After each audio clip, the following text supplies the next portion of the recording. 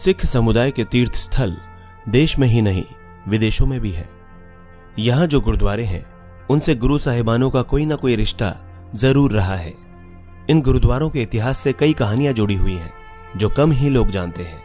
इन्हीं में से एक है पाकिस्तान में स्थित गुरुद्वारा पंजा साहिब। इस गुरुद्वारे का नाम तो लोगों ने बहुत सुना होगा, लेकिन शायद इसके इतिहास से अछूते ही रहे होंगे।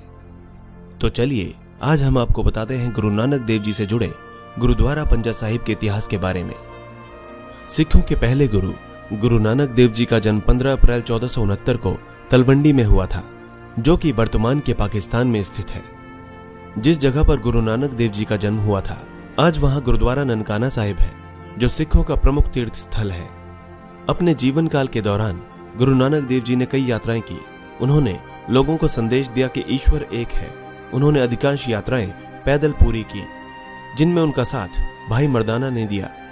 उन्होंने पूर्व, पश्चिम, उत्तर और दक्षिण तक के अपने सफर में सभी धर्मों जैसे हिंदू, इस्लाम, बौद्ध और जैन आदि के महत्वपूर्ण स्थानों का दौरा किया। उन्होंने सीलोन यानी कि श्रीलंका, बगदाद, मक्का, दक्षिण पश्चिम चीन, मिस्र, सऊदी अरब, Nepal, Tibet, Kazakhstan, Israel, Syria और अन्य स्थानों की यात्राएं भी की। सिखों के पवित्र तीर्थों में पाकिस्तान के रावलपिंडी से 48 किलोमीटर दूर स्थित गुरुद्वारा पंजा साहिब का नाम सबसे ऊपर रखा जाता है। कहते हैं कि एक बार गुरु नानक देव जी अपनी यात्रा के दौरान रावलपिंडी की हसन अब्दाल नामक जगह पर रुके थे। वहां वली कंधारी नामक एक व्यक्ति रहता था, जो बहुत अभिमानी और लालची था। उसके घर के पास एक छोटा सा झरना बहता था। जो भी शख्स वहां पानी भरने आता, उससे वो पैसे लिया करता था।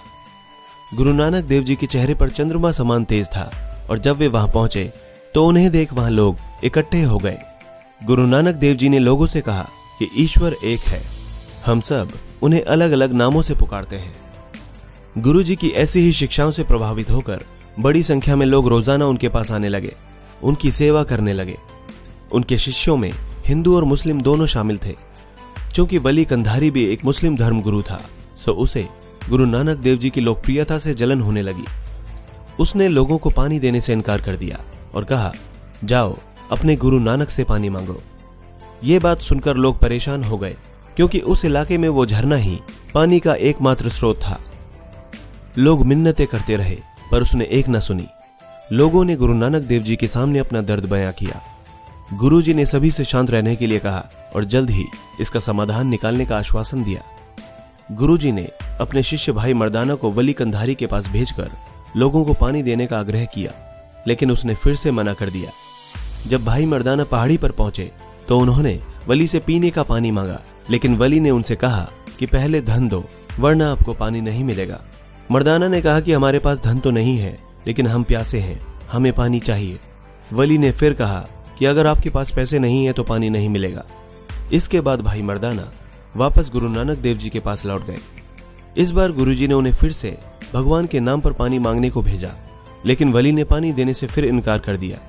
इस प्रकार पानी के लिए 3 बार उससे निवेदन किया गया, लेकिन उसने पैसे के लालच में तीनों बार उन्हें पानी देने से मना कर दिया था। लोग प्यास की वजह से बुरी तरह तड़पने लगे। लोगों की दयनीय स्थिति देखते हुए गुरुजी ने जमीन पर अपनी छड़ी मारी, जिससे वहां एक छोटा सा छेद हो गया और तेज पानी की धारा फूट पड़ी।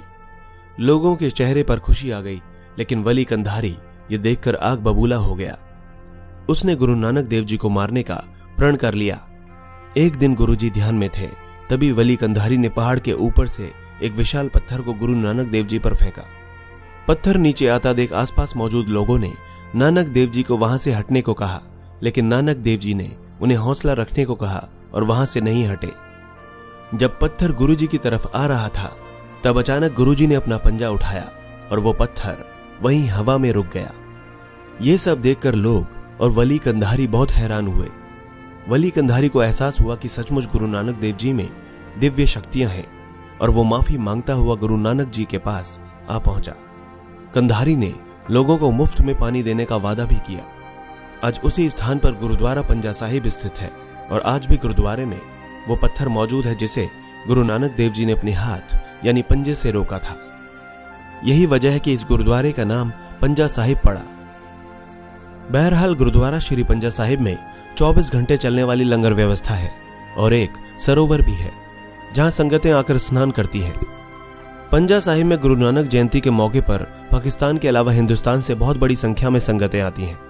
इसके अलावा प्रत्येक गुरु पर्व और शहीदी दिवस पर यहां विशेष समागमों का आयोजन किया जाता है।